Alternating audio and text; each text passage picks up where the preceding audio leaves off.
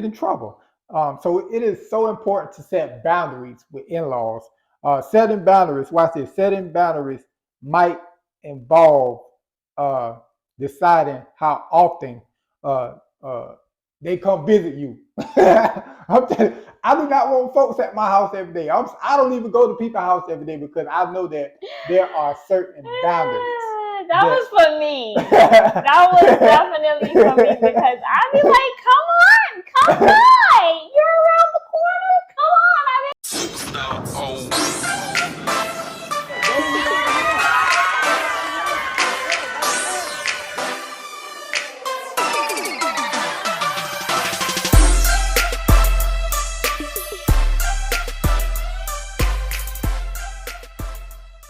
Hello, welcome back to our channel. This is Tatum University. It's a love story, and I'm here with my lovely, lovely, lovely co-host, my wife, my boo thing, my everything, my one thing. The only thing. Oh, and my only thing. What she said. How you guys doing? How y'all holding up? How's life treating y'all? Because we know that life is always life. You ain't never got to worry about life showing up. He gonna show up and he gonna show out whenever he feel like it. But we are thankful that we are here. We thank God for carrying you all over from yesterday to today. And we're just praying that you all are having a fabulous Sunday. We're just grateful to be back here, giving you all more awesome content. But today's topic is going to be 5 relationship boundaries that you need to implement in your relationship that it can thrive and not just survive. There's a whole bunch of folks. Relationships just surviving. We don't want to just survive. We want to thrive. So with that being said, we are going to give you our first. Well, first of all, let me say this right here. I pulled this definition up about boundaries.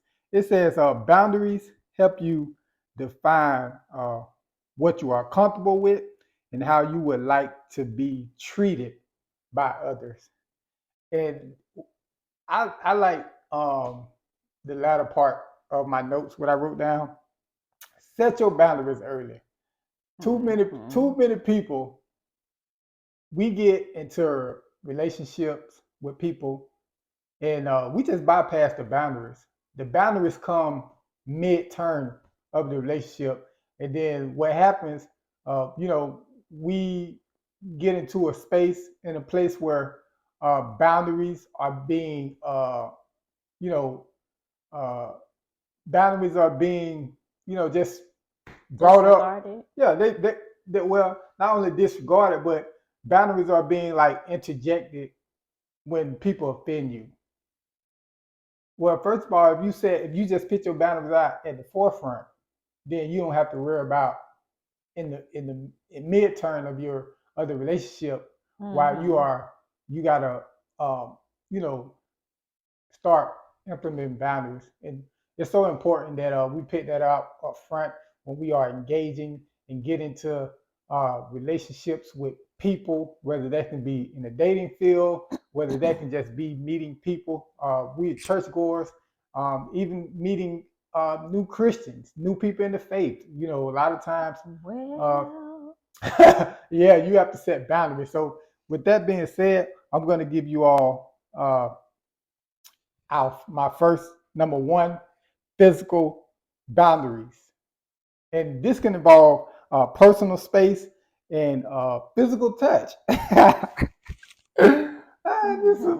Oh man, this is good because there some people don't think that you need physical boundaries in a relationship, but you do. And a lot of us get in trouble because we don't have physical boundaries. And physical boundaries can be just your personal space, or just sometimes we churchgoers, so a lot of times people are very malice in the intent of how they hug people. I do know that there are certain ethnic groups that sometimes, I love my Latino family. They greet each other with kisses. But if you ain't in that type of setting, religious setting where, you know, where that's what they do when that's how they greet one another. Listen, you set boundaries.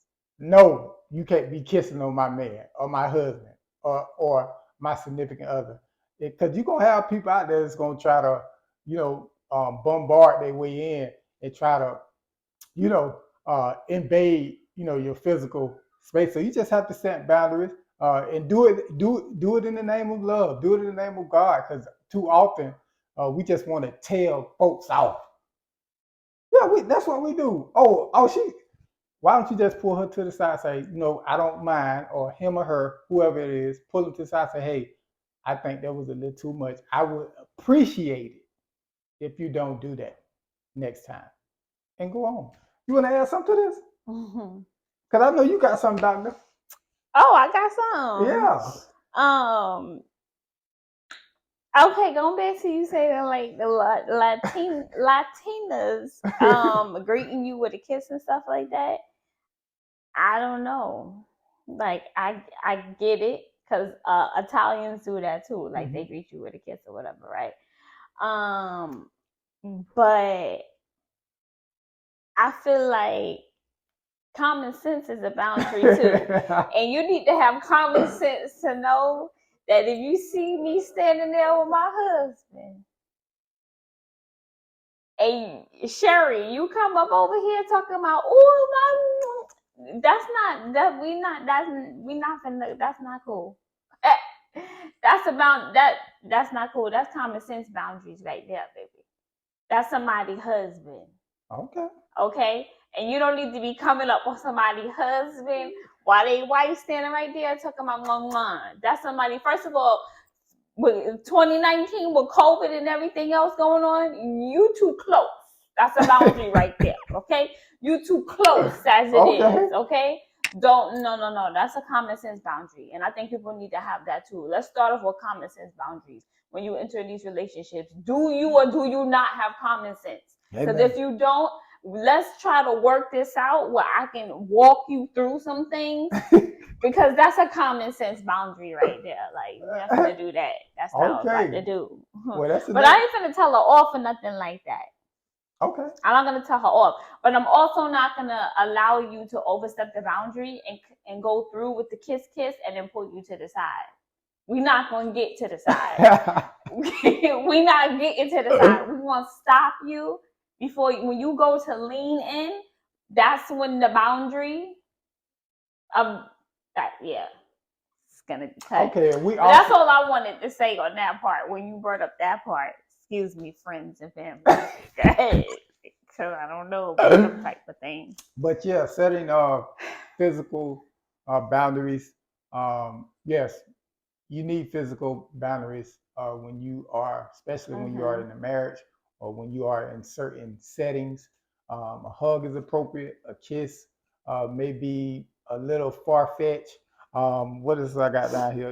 Handshake. Here in America, we do handshake. That's one of our famous greetings here in America. But for you all out there in different various countries and stuff, how do you all greet? Leave us a comment down there in the comment section to help get us acclimated on how you guys greet one another in the marketplace, in religious sects, and many other public places. Number 2, emotional boundaries. Let me read this. Emotional boundaries. It's about respecting one another, emotional needs and limits. This includes not invalidating each other's feelings, not using guilt or manipulation in interactions, in recognizing the importance of emotional support and understanding. Woo! I said a lot there. But setting emotional boundaries. A lot of times, I can recall growing up in high school, I was always so just goofy about everything. And that kind of translated over into my relationships where, you know, the person that I may have been dating at that time was dealing with some real emotional stuff. And I was jokey about it, not taking things as serious as they ought to be. And sometimes people do be in a place where they're just emotionally drained, emotionally just displaced at that time, and they just really need a listening ear. And I found times to laugh. I found times to just underlook and didn't really appreciate what they're was going through at that time. But now, you know, in my marriage set, you know, I had some of those things, some of those traits that I just shared with you all was still available in my life, and every now and then I would just make fun of or not just be sincere or be active listening when my wife is just basically sharing things with me that that was affecting her emotionally. A lot of times I just found myself uh, taking it, not taking full advantage of what she was sharing with me, and really, you know, looking forward to give her some feedback. But this is so vital because sometimes uh, we can feel like you know, I said in my notes, you know, well, I don't know if your concern valid enough, you know. So that's what, you know, in my notes, that's what I was trying to say. You know, don't you know, underline you know, your spouse or an individual, whoever it may be. Don't underline their emotional need, you know, their emotional boundaries that they may be dealing with at that time. Um, you know, and just through my wife sharing things with me, you know, I knew that those were certain boundaries that I had to really um, be aware of, not to, you know, Cross. yeah, cross or really Step enter on. in and step on. Yeah, those are really uh, things. And what really helped me is to really monitor and really pay attention to some of the things that my wife, you know, was dealing with. And it really helped me evolve and grow as a person too. So there are certain things that I can just look and just uh, pay attention to, and I pick up those emotional boundaries that I know that I cannot, you know, I can't cross because I know that that really affects her in a way. But I'm going to turn this over to you because I know without a shadow of doubt the doctor got something for us. Come on, doctor. What's your question? Okay, uh, we're on a part two. Part Mm-hmm. two of our 5 relationship boundaries Mm-hmm. and emotional boundaries. Having emotional boundaries, just in relationships in general. Because sometimes people can uh, intentionally um, invalidate some of your emotional feelings, that some of the things that may be causing you to become emotional, or some of the things you may be sharing with them that they don't, Mm-hmm. you know, put emphasis on, and they don't really try to, you know, Mm-hmm. um, share with you and sympathize with you in that moment. I think emotional boundaries is a broad teaching, a It broad is. spectrum, because I feel like yes, people should set emotional boundaries, right? But I also think that people set people. I think people share too much of their emotions with people that have not been placed in that area where you should set an emotional boundary. Oh, Like you just met the person 2 weeks ago wow. and you're sharing half your life story with them, right? Mind you, where you see that person, that you could have met that, I don't know, you met the person at work, you met them at church, wherever you met them, right? They could be in-law, a friend of the family, a family member, whatever, right? And you guys don't have that emotional connection with each other to where that person cares about you to that particular level, that when that person slips up and overcrosses your emotional boundary and you explain it to them, they have the sensitivity to understand and to be like, oh, my bad, and move forth. I think as humans, like, you meet somebody because you're gelling with them. Now you're sharing your whole life with them. And then they're looking at you like you're still a stranger. Ooh. And they don't have the same emotion that you're having. So then 2 weeks from now, when you guys get in a minor argument because this person overstepped your boundary in another area, you start bringing up all these other boundaries and they start telling your business, or they, like, it goes wrong. I just feel like with emotional boundaries, again, definitely you should set emotional boundaries, but you should set emotional boundaries with people that are adequate enough for the job to actually be that close to you. Oh, okay. And like the doctor was sharing with us, share your business and some of the emotional times that you go through. Share them with people. They're going to be sensitive towards to what you're sharing with them. They won't feel like your concerns are invalid. They won't, gossip and share. Share them with the CEOs of your life. if share them with people that y'all don't even have a connection to, and it's so important to make sure that you are setting emotional boundaries in your relationship. Okay, number 3. Oh, this is a good one. Boundaries with in-laws.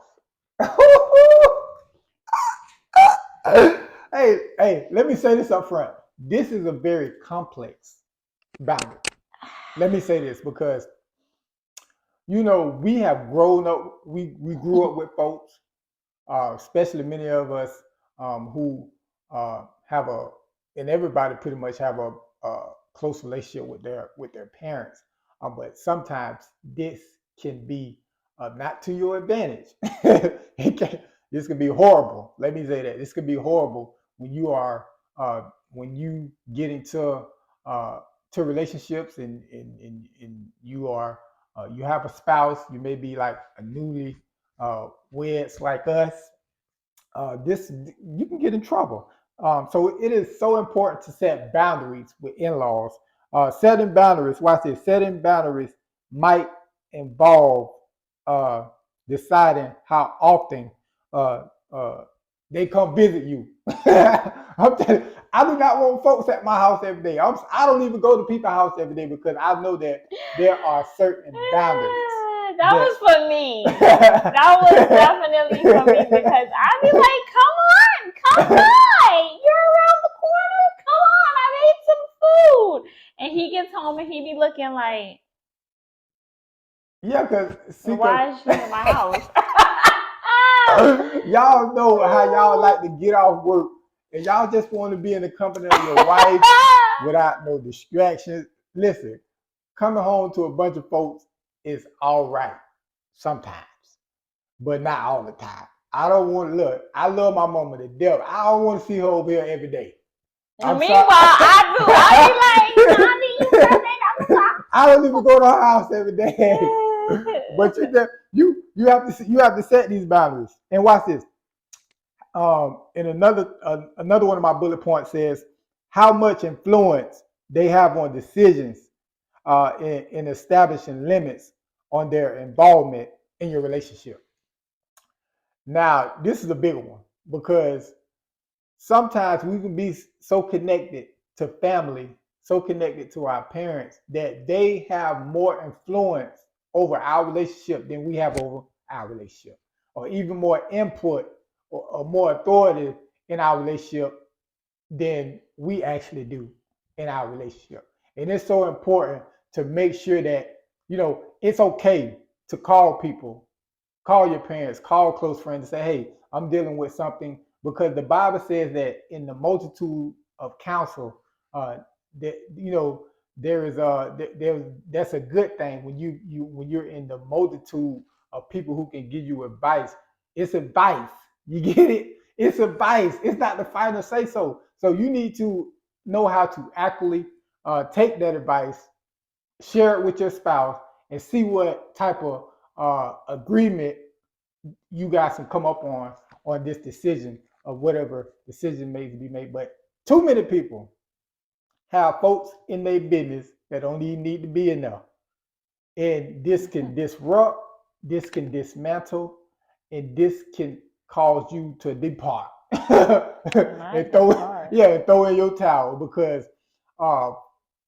to a degree, people are not accustomed to people giving them advice. Sometimes people just want to feel in control of their lives. So when other people come and try to insert their opinion, their perspective, their point of view, this can create conflict, and it can really be detrimental to your relationship. But I want to ask the doctor, because I know she got something for us. What you got for us, doctor? You said you wanted to ask the doctor, so what's your question? What's your question, doctor? I wanted to get your some insight on why we should set boundaries when it comes to our in-laws.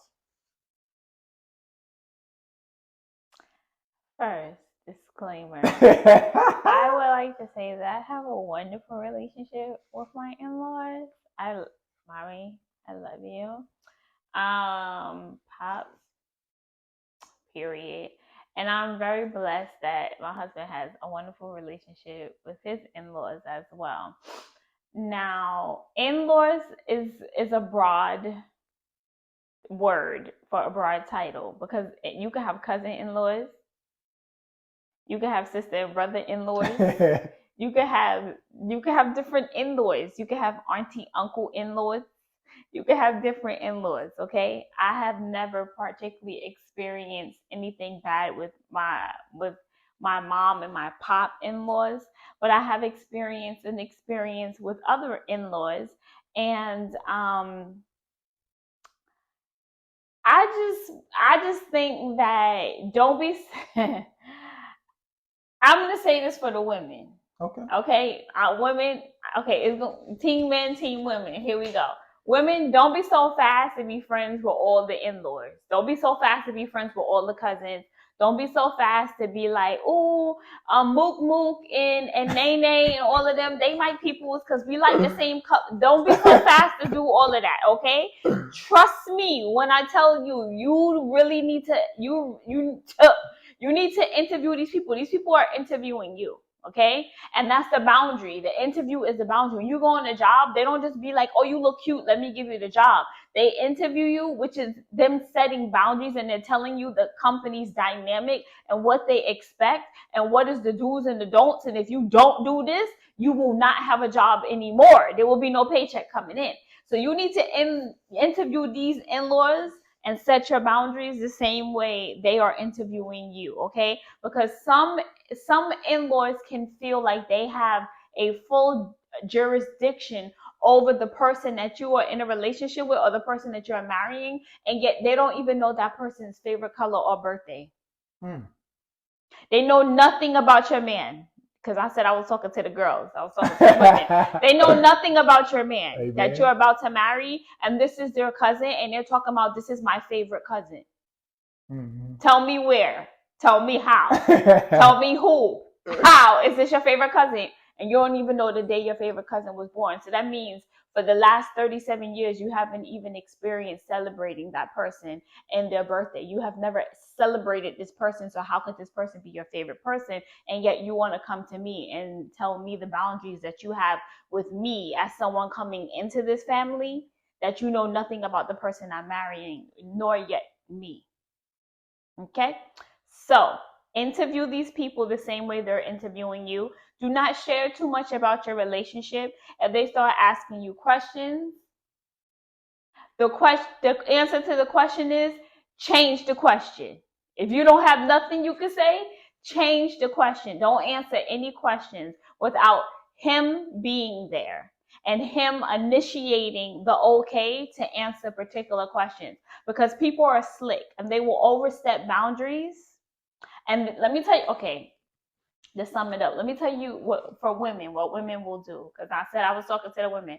Women with in-laws will do this. They'll ask the new girl coming in a particular question. So, remaining nameless, I was asked about his ex-girlfriend and the first initiation of me meeting particular people.